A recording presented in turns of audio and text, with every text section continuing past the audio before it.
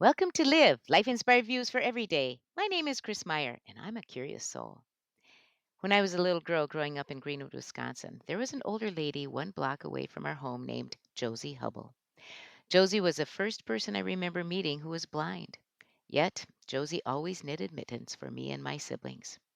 I remember when our grandma Mirwold lived with us, she would go down to visit Josie. They became wonderful friends.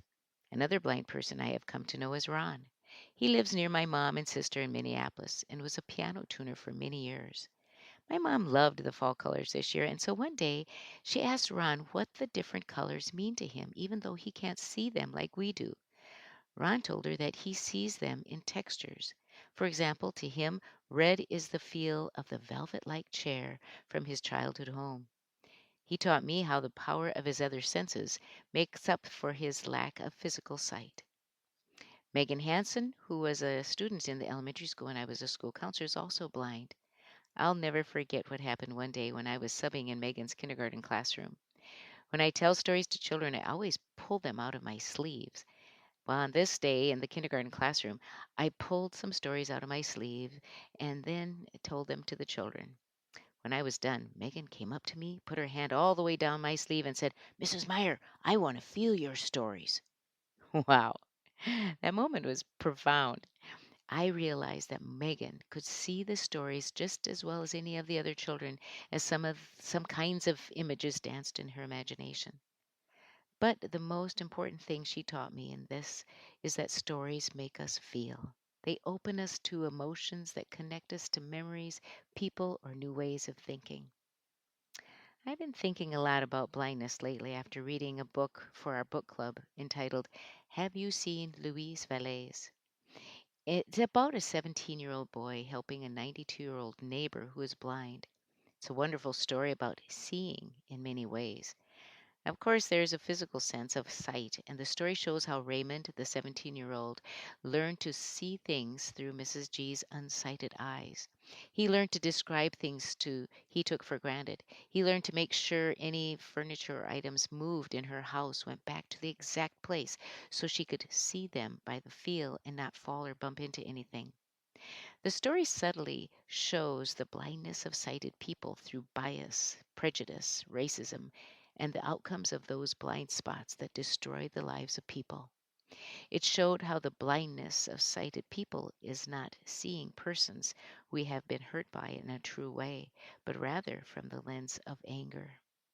The story showed how sight can be restored by being humbled to learn rather than remain boxed in with assumptions.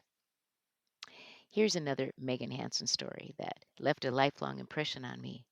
One day when she was little, I was subbing in her adaptive PE class. The PE teacher, Mr. Barkema, was trying to teach her a skill. He had her put her feet on his shoes, then holding her hands, he said, "Megan, look up at the light." Megan shook her head from side to side and asked, "Where's the light? Where's the light?" Wow. It left me with the question, how can you look at the light if you can't see the light? Hold on to that thought for a moment. Another thing that has swirled in my head around blindness brought me the memory of my grandma Johnson's chickens. She had to put little metal oval pieces on the sides of the chickens' eyes, which blocked their peripheral vision and prevented them from biting and snipping at all the other chickens. Sometimes those same kinds of blinders are put on teams of horses so they won't be distracted as they work together as a team. In the cases of grandma's chickens and teams of horses, sight was intentionally removed to eliminate an unwanted behavior.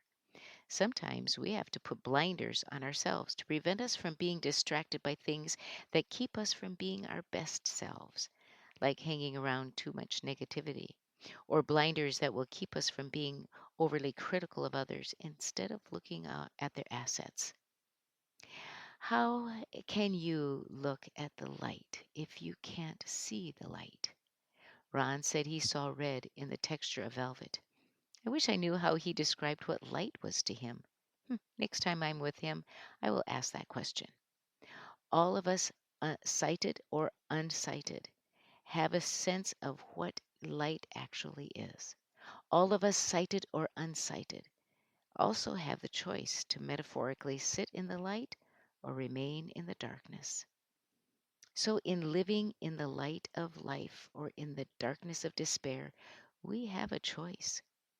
At the end of the book, Have You Seen Luis Velez? Raymond, the boy, is desperate to lift Mrs. G out of her despair. He succeeds through his determined willingness to listen to her story, to see her pain, and to do all he could to bring light into her world. Raymond's efforts are a reminder that all of us, whether we are sighted or blind, can be the light breaking through darkness for someone else. This week, on your bathroom mirror, write, I will put light on my blind spots so I can become a better reflection to the world. Join me next Monday for Live, Life Inspired Views for Every Day. I'm Chris Meyer, and I'm a curious soul.